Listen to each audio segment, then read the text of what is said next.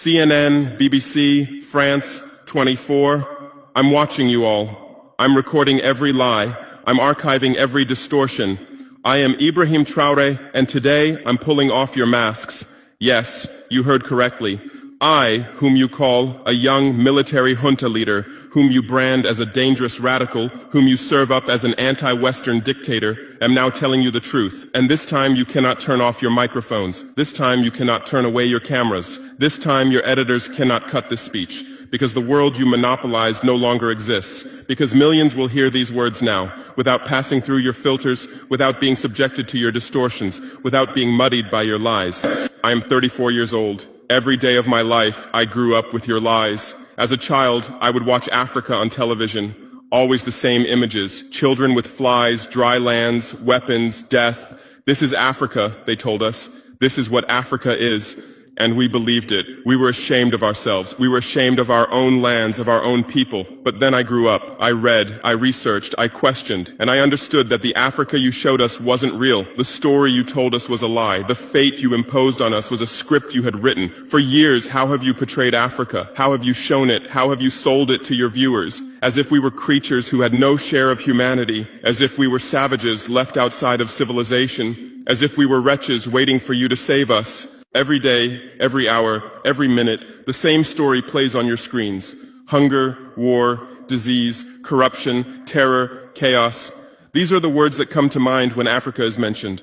In your Africa dictionary, there are no other words. No hope, no success, no development, no resistance, no honor, no pride, no victory. So I ask you, New York Times, Washington Post, Guardian, Le Monde, have you ever made Africa's successes your headlines? How many times have you written about Rwanda's technology miracle? How many times have you shown Ethiopia's reforestation project? How many times have you praised Botswana's democratic success? How many times have you described Kenya's entrepreneurial ecosystem? No, because these don't fit your scenario. Your Africa cannot be successful. It cannot, because then how will you legitimize your exploitation? If it's not in need of help, how will you intervene? If it's not backward, how will you look down on it? Have you ever asked yourselves, has any editor sitting at their desk, any news director in a meeting, any columnist at their keyboard ever thought, why are the people of the world's richest lands poor? Here are the numbers for you, real numbers. Africa owns 70% of the world's cobalt reserves. Your cell phone, your computer, your electric car won't work without cobalt. This cobalt comes from Congo, but Congolese can't afford cell phones. Africa owns 90% of the world's platinum reserves. Catalytic converters, electronic devices, medical implants, they all need platinum. This platinum comes from South Africa, but South Africans are crushed by unemployment.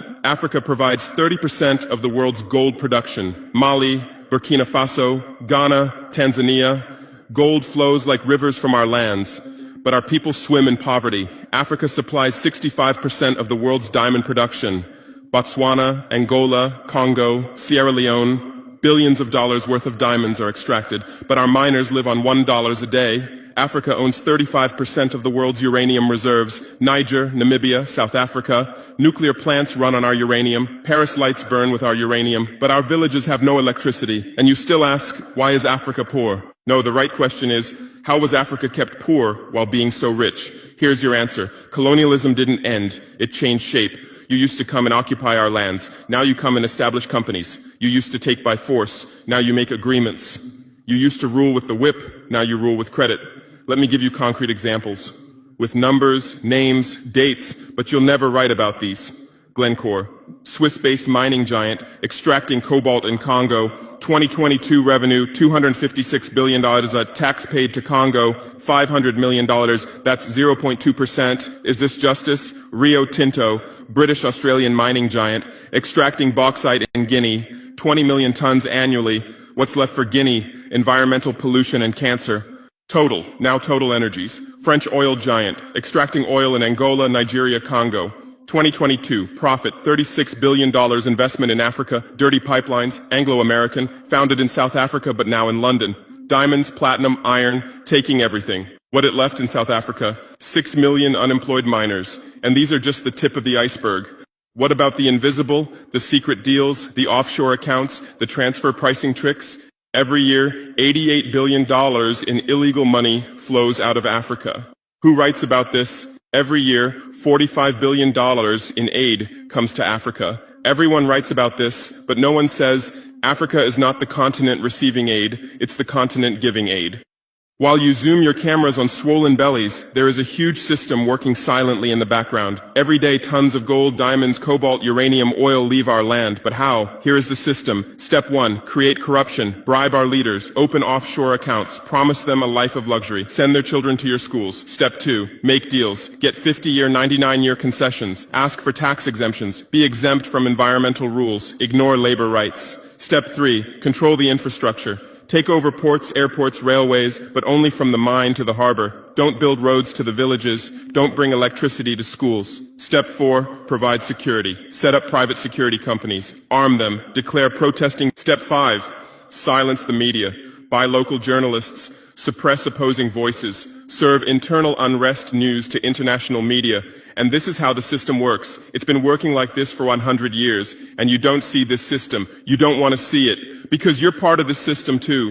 Who are the biggest advertisers of New York Times, CNN, BBC, oil companies, mining companies, arms companies, pharmaceutical cartels, the companies that exploit Africa? You live on their money, you defend their interests, and what I'm about to tell you might cost me my life, but it's no longer time to be silent. France's system in Africa is the CFA franc. 14 African countries still use French colonial currency. 50% of these countries' central bank reserves sit in the French treasury. France applies negative interest to this money, so we pay France to use our own money.